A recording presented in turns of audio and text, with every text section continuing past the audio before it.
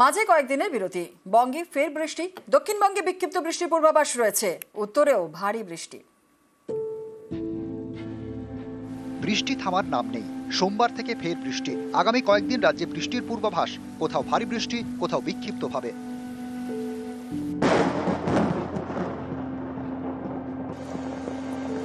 রবিবার শিলিগুড়িতে ঝেঁপে বৃষ্টি, রাস্তায় জল।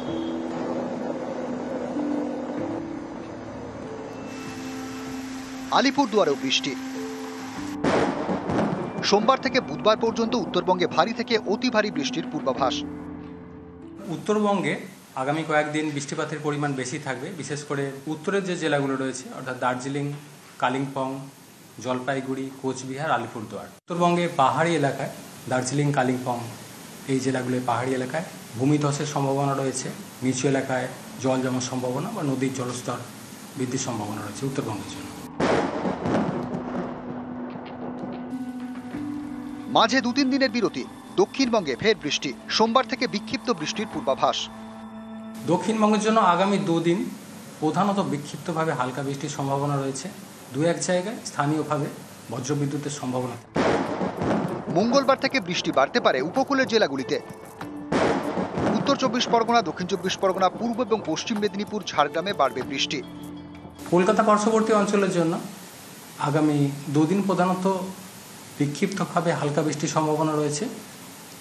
বৃষ্টিপাতের পরিমাণ সামান্য একটু বাড়ার সম্ভাবনা থাকবে 12 তারিখ থেকে। নিউজ 18 বাংলা।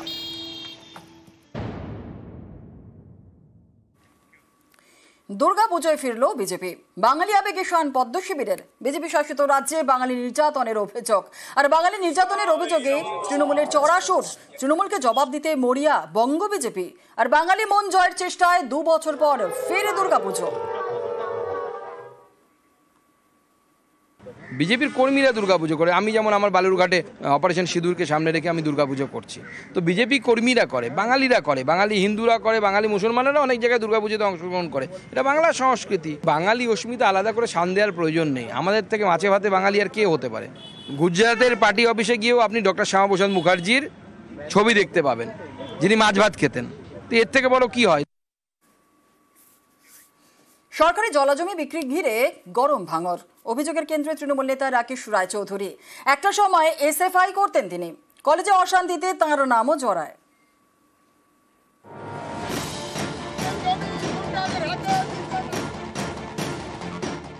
দক্ষিণ 24 পরগনার ভাঙড়। অভিযোগ, এখানেই বিক্রি হয়ে গিয়েছে 170 বিঘা সরকারি জলাজমি। এই জমি বিক্রির পেছনে যার হাত রয়েছে বলে অভিযোগ, সেই স্থানীয় তৃণমূল নেতার নাম রাকেশ রায়চৌধুরী। আগে দেখুন, আমার জমি জায়গা আছে প্রচুর।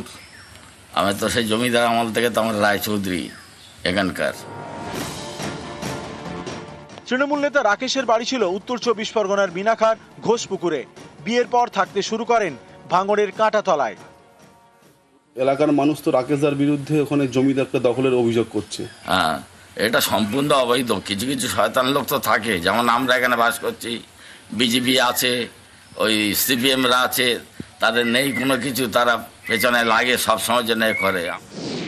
2006 সালে উত্তর 24 পরগনার মিনাখার তেলেনিপাড়ায় অশান্তিতে রাকেশ রায়চৌধুরীর নাম জড়ায়। তারপর দীর্ঘদিন বাড়ি ছাড়া। অভিযোগ, ভাঙড়ের দুষ্কৃতী স্বদেশ মণ্ডলের দলে নাম লেখান রাকেশ। ভাঙড় কলেজে ভর্তি হন, এসএফআই করতেন। 2006 সালে কলেজ নির্বাচনে অশান্তিতে রাকেশের নাম জড়ায়। 2013 সালে তৃণমূলে যোগ দেন রাকেশ রায়চৌধুরী। তখন থেকে ভাঙড়ের তৃণমূল নেতা শওকত মোল্লার সঙ্গে ঘনিষ্ঠতা তৈরি হয়।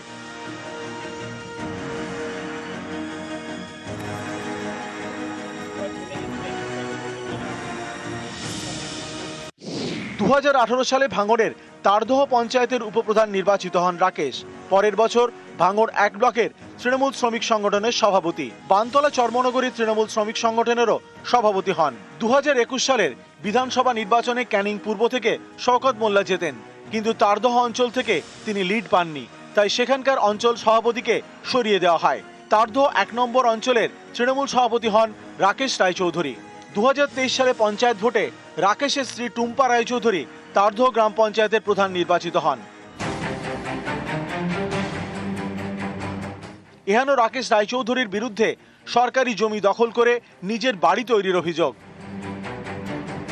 তারদহ এলাকায় রাকেশের নতুন বাড়ি তৈরি হচ্ছে। মার্বেল আর রং বেরঙের টালিতে সাজানো পেল্লাই বাড়ি। রাকেশের নাম জুড়েছে যে বিতর্কের সঙ্গে, তার কেন্দ্রে পুটিবাবুর ভেড়ি।